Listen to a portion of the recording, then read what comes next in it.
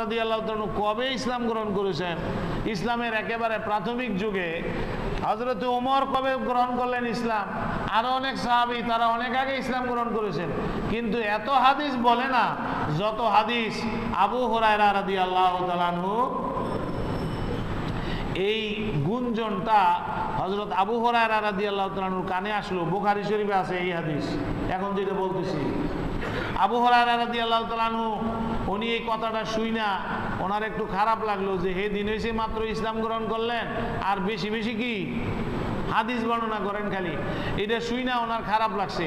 তো উনি একদিন মজলিসের মধ্যে এরকম মজবার মধ্যে বলতেছেন যে আমার কিছু কিছু ভাইয়েরা আমার ব্যাপারে মন্তব্য করেন যে অল্প কিছুদিন হলো ইসলাম গ্রহণ করে এত হাদিস বর্ণনা করে কিভাবে। তাদের জন্য বলছি যে আমার স্মরণ শক্তি অত্যন্ত খারাপ ছিল, কিছু শুনলে মনে থাকতো না। একদিন নবীজি মুহাম্মদুর রাসূলুল্লাহ সাল্লাল্লাহু আলাইহি সাল্লামের দরবারে উপস্থিত হইয়া আমি বললাম, হুজুর আমার জ্ঞান শক্তি খুব খারাপ, কিছু শুনলে মনে থাকে না। হযরত আবু হুরায়রা সবসময় একটা চাদর গায়ে দিয়ে রাখতেন, আর একটা চাদরের মতো চাদর লুঙ্গির মতো করে নিচে পরে রাখতেন। এটাই ওনার পোশাক ছিল, আর অতিরিক্ত কোনো পোশাক ওনার ছিল না। তো আল্লাহর নবী বললেন যে আবু হুরায়রা তোমার গায়ের চাদরটা বিছাই দাও। হযরত আবু হুরায়রা গায়ের চাদরটা এইভাবে বিছাই দিলেন মাটির মধ্যে। বিছাই দেওয়ার পরে আল্লাহর নবী এরকম ইশারা করে হাত দিয়া কি জানি নিয়া এইভাবে তিনবার চাদরের মধ্যে রাখলেন। রাইখা নিজের হাতে চাদরটা বন্ধ কইরা আবু হুরায়রাকে দিয়া বললেন চাদরটা গায়ে দাও। চাদরটা গায়ে দিলেন।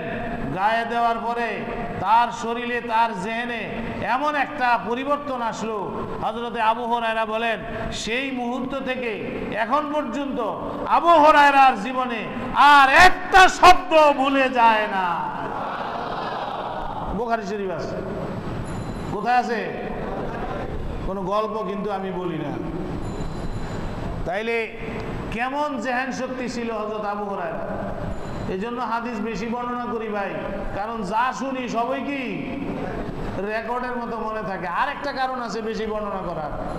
কারণটা কি? আবু হুরায়রা বলেন আমার মুহাজির ভাইয়েরা এই মদিনার বিভিন্ন ব্যবসা প্রতিষ্ঠানে দোকানে পাটে ব্যবসা বাণিজ্য করেন জীবিকা নির্বাহের জন্য। কারণ মক্কায় সব ছেড়ে আসছেন, ওনাদের পরিবার পরিচালনার জন্য সামান্য কিছু ব্যবসা হিসেবে মদিনায় জড়ছেন, যেটা দিয়ে তারা তাদের জীবিকা নির্বাহ করে। আর আমার আনসার ভাইয়েরা যারা মদিনার অধিবাসী তাদের ক্ষেত খামার আছে, তারা ক্ষেত খামারে সময় দেন। খেজুরের বাগান আছে, বাগানে সময় দেন। তাদের পশুপালনে সময় দেন। ওট ভেড়া আছে, সেগুলা লালন পালনে সময় দেন।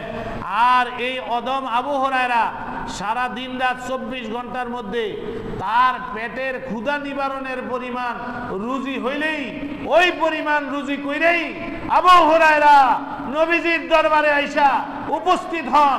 সারা দিন রাত নবীজির দরবারে উপস্থিত থাকেন। খালি খাওনের পয়সাটা হইলেই বাস, আর কাজ করেন না। আপনারা যারা মক্কায় গিয়ে মদিনায় গিয়েছেন, আসহাবে সোফার জায়গা দেখেছেন, নবীজির এই নবীজির বাসার আপনার উত্তর সাইডে একটু উঁচু জায়গা আছে, সেই দরজা দিয়া সেখান দিয়ে নবীজি ঘর থেকে বের হইতেন। ওই দরজাটার সামনে হযরতে আবু হুরায়রা দিন রাত সেখানে বসে থাকতেন। নবীজি বাইর হওয়ার সাথে সাথে ওনার সাথে যুক্ত হতেন, আবার ঘরে আসা পর্যন্ত নবীজির সাথে সাথে থাকতেন। তাইলে হাদিস তিনি বেশি বর্ণনা করবেন না? আমি এই কথাগুলি এই জন্য বললাম যে এইভাবে নবীজির জীবনকে কঠিন থেকে কঠিনভাবে সংরক্ষণের ফলে সাহাবীদের যুগে নবীজির নামে কোনো মিথ্যা কথা প্রচার করা সম্ভব। সাহাবীদের যুগের শেষ প্রান্তের দিকে সাহাবীদের সংখ্যা যখন কমতে শুরু করেছে আর ইসলামী রাষ্ট্রের বিস্তৃতি ঘটতে শুরু করেছে, তখন ইহুদি, বিশেষ করে ইহুদিরা এবং খ্রিস্টানরা তারা অত্যন্ত সুপরিকল্পিতভাবে মুসলমানদের ঐক্য, মুসলমানদের সংহতি, মুসলমানদের এই বৃহৎ সমাজকে ভাঙার পরিকল্পনা নিয়ে নেক বেশে এইরকম বড় বড় আলেমের বেশ দুইরা তারা অসংখ্য বক্তব্য নবীজির নামে মুসলিম সমাজে প্রচার করা শুরু করেছিল। কথাটা বুঝে আসে? যখন তারা এগুলি শুরু করছে, সাহাবী অধিকাংশ না থাকলেও তাবিঈরা জীবিত ছিলেন, তারা চরম সতর্কতা অবলম্বন করেছেন।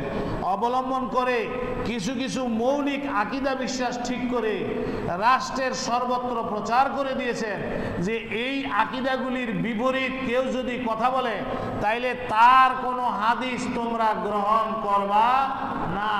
যেই সার্বজনীন আকীদাগুলি ঠিক করা হয় সেই আকীদাগুলি হলো আহলে সুন্নাত ওয়াল জামাতের আকীদা। কথাটা বুঝে আসছে ভাই?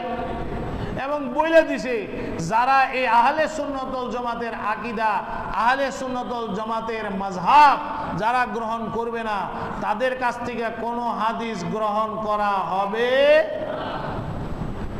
আহলে সুন্নাত ওয়াল জামাত নামক মাযহাব সেখান থেকে বিস্তৃতি শুধু লাভ করে নাই, জগৎব্যাপী বিস্তৃতি লাভ করেছে।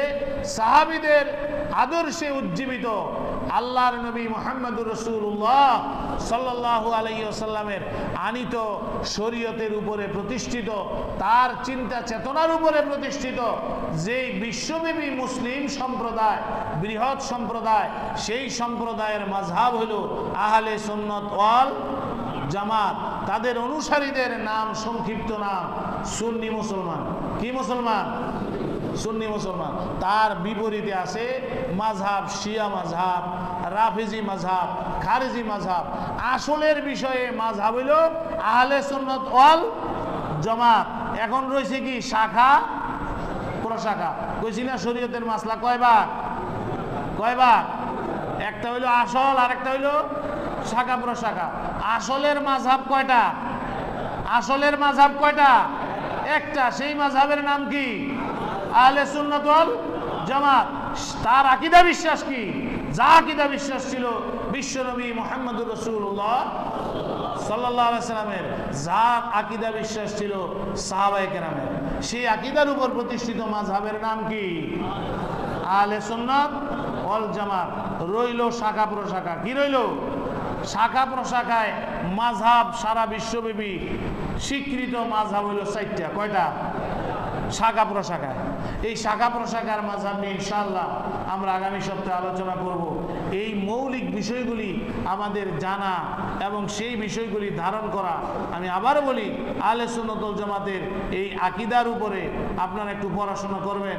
আমি বইয়ের কথাও বলেছি, আহলে সুন্নাত ওয়াল জামাতের মৌলিক আকীদা ইমাম তাহাবী রাহমাতুল্লাহ আলাইহির লেখা, বাংলায় অনুবাদ আছে। আহলে সুন্নাত ওয়াল জামাতের মৌলিক আকীদা বিশ্বাস, এগুলো আপনারা পড়বেন ইনশাআল্লাহ। সুযোগ হইলে আমি চার মাযহাবের উপর আলোচনা করে পরে ওই ইমাম তাহাবী রাহমাতুল্লাহ আলাইহির লেখা আহলে সুন্নাত ওয়াল জামাতের আকীদায় ছোট্ট কিতাব, আশা করি ওইটা নিয়েও ইনশাআল্লাহ আমরা আলোচনা করতে পারবো। আল্লাহ তাআলা আমাদেরকে সৎ এবং সঠিক সিদ্ধান্ত নেওয়ার তৌফিক দান করুক। সবাই বলি আমিন। ওয়া আখিরু দাওয়ানা আলহামদুলিল্লাহি রাব্বিল আলামিন। সুন্নাত পড়ে নেই।